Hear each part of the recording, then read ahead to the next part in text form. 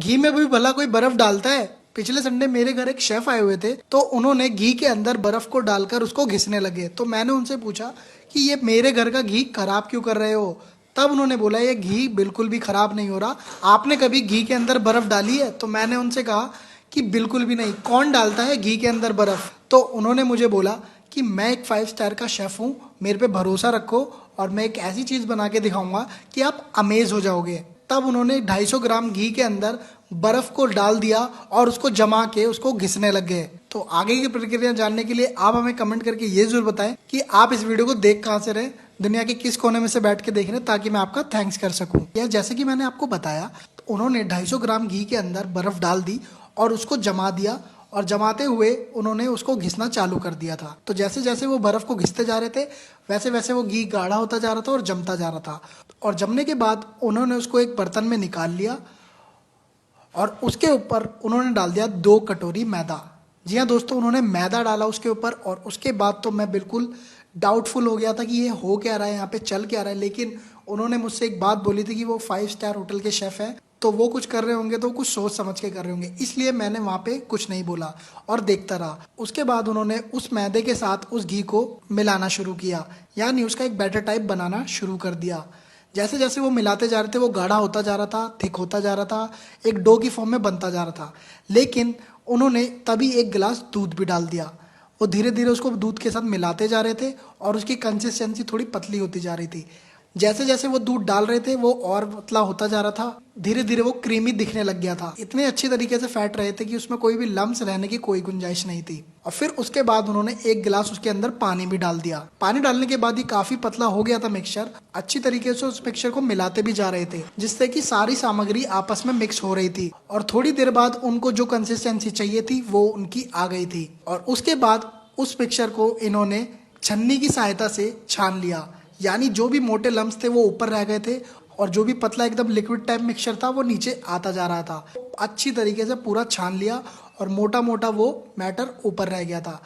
और एंड में उनके पास एकदम क्रीमी टेक्सचर वाला एकदम गाढ़ा सा बैटर तैयार हो गया था। और उसके बाद उन्होंने फिर उस लैडल से उसको चलाना शुरू कर दिया। तब मैंने पूछा कि इतना मिक्स करने के बाद भी आप लैडल से इसको चला क्यों रहे हैं? तब उन्होंने मुझे बताया कि ये क्रीमी मिक्सचर पे मलाई बार बार आ जाती है, तो उसको हटाने के लिए मैं इसको बार बार चला रहा हूँ। घबराइए मत, अगर आप भी इसको इसी तरीके से बनाते हैं और आपके बैटर में या फिर मिक्सचर में मलाई आ जाती है, यानी आपका मिक्सचर बहुत ही अच्छा बन के तैयार हुआ है। तो चलिए आगे क्या करना है मैं आपको बता देता हूँ। अब हम फिर से एक कढ़ाई में घी ले लेते हैं और उसको अच्छी तरीके से गर्म करते हैं। अच्छी तरीके से गर्म होने के बाद अब हम एक सांचा ले लेंगे राउंड सर्कल का, जैसे कि मैं आपको यहाँ पर दिखा रहा हूँ, और उसको उसके बीच में प्लेस कर देंगे, यानी तेल के बीच में प्लेस कर देंगे। जो मिक्सचर हमने बनाया था उसको अब एक लैडल की सहायता से एक बार चला लेते हैं और फिर एक लैडल भर के उसको ले लेते हैं। और अब हमें इसको गर्म तेल में थोड़ा थोड़ा पोर करना है, जैसे कि मैं आपको यहाँ पर करके दिखा रहा हूँ। जैसे ही आप इस मिक्सचर को थोड़ा थोड़ा डालेंगे, ये एकदम बबल्स की फॉर्म में ऊपर आता हुआ दिख जाएगा आपको, एकदम गर्म। लेकिन आपको घबराना नहीं है, ये इसकी ऐसे ही विधि है, इसको ऐसे ही बनाया जाता है। और इसको थोड़ा थोड़ा हम पोर करते रहेंगे, जैसे मैं आपको दिखा रहा हूँ यहाँ पर, और इसको डालते रहेंगे। जब जब ये ऊपर बबल आएगा हम छोड़ देंगे, थोड़ी देर बाद हम फिर से इसको भरने की कोशिश करेंगे। और इसी प्रोसेस से आपको काफ़ी बार गुजरना पड़ेगा जब तक आपका बैटर उस पर थोड़ा थिक लगने ना लग जाए।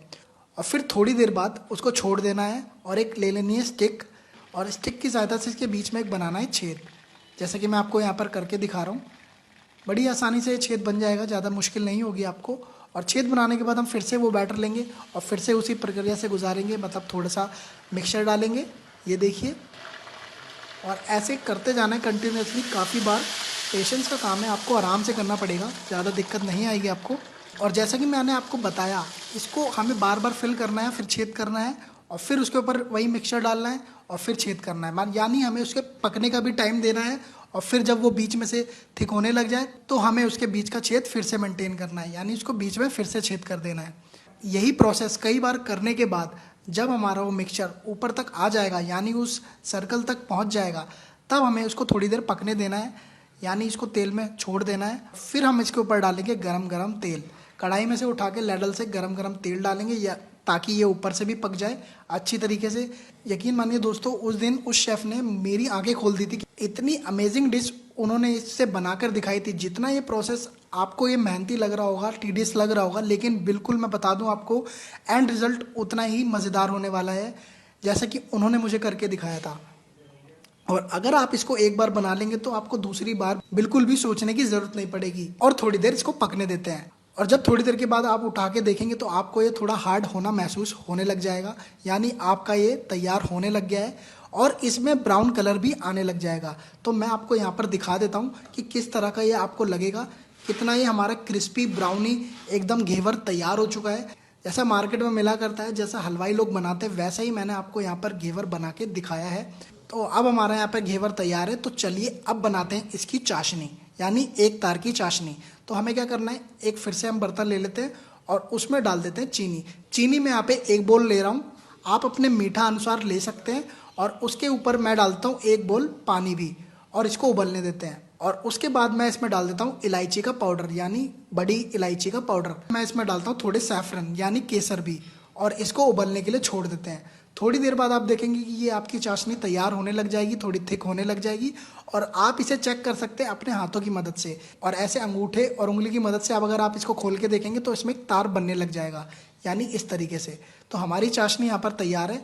अब मैं इस चाशनी को उसी घेवर के ऊपर डाल देता हूँ, ताकि ये हमारा घेवर उस चाशनी को अच्छी तरह से सोख ले, यानी इस चाशनी से हमें उस घेवर को भिगा देना है। सारी तरफ से मैं इस चाशनी को डाल दूंगा और अच्छी तरीके से इसको सोख होने देते हैं। और अब बना लेते हैं अपनी रबड़ी। रबड़ी चाहे तो आप दूध से बना सकते हैं, मैं यहाँ पे आपको एक इंस्टेंट तरीका दिखाता हूँ, क्योंकि दूध में तो काफ़ी टाइम लग जाता है। तो मैं यहाँ पे ले रहा हूँ एक पैन में मिल्क पाउडर। मैंने 3 से 4 चम्मच यहाँ पे मिल्क पाउडर लिया है, और उसके ऊपर मैं डाल देता हूँ यहाँ पे मिल्क मेड। मिल्क मेड भी मैं उसी बराबर लूँगा, यानी थोड़ा सा ज़्यादा भी ले सकता हूँ। और उसके बाद मैं इस पर डाल देता हूँ रोज़ वाटर भी। और अब करते हैं इसकी भुनाई चालू, यानी इसको अच्छी तरीके से पकाते हैं और इसको सभी सामग्री के साथ अच्छी तरीके से मिलाते हैं, अच्छी तरीके से चलाते हैं। और ये देखिए आपकी गाढ़ी रबड़ी धीरे धीरे बनने तैयार हो जाएगी। जैसे जैसे ये पकती जाएगी वैसे वैसे ये थिक होती जाएगी। और आपको करना क्या है, इसकी जब भुनाई के साथ साथ आप इसमें मिल्क भी ऐड कर सकते हैं इसकी कंसिस्टेंसी को मेंटेन करने के लिए। मैं यहाँ पे 1 चम्मच दूध डाल देता हूँ, और जैसे ही मैं दूध डालता हूँ वैसे ये थोड़ी और गाढ़ी हो जाती है, थोड़ी और क्रीमी हो जाती है। और कितनी ही बढ़िया हमारी यहाँ पर रबड़ी तैयार हो जाती है। कुछ ही मिनटों में हमने यहाँ पे रबड़ी बना ली। अगर आप दूध से बनाते तो इसमें काफ़ी मेहनत और काफ़ी टाइम लग जाता, तो इसलिए मैंने ये वाला तरीका आपको बताया है। और इसके बाद ये हमारी रबड़ी बनके तैयार है। चलिए इसको अब घेवर पर डालते हैं। कितनी शानदार हमारा यहाँ पे घेवर बनके तैयार हो गया। कुछ ही मिनटों में हमारा घेवर ये बन गया है। और उन्होंने उस दिन मुझे यही रेसिपी बताई थी जो मैंने आज आपको करके दिखाई है। आप इसको घर पे आराम से बना सकते हैं, मैंने आपको सारा तरीका बता दिया है। और इसमें कुछ भी दिक्कत वाली बात नहीं है, क्योंकि ये प्रोसेस बहुत ही आसान है। आप इसको त्योहारों पे या फिर आपका जब भी मीठा खाने का मन हो तो आप इसको इजीली बना सकते हैं।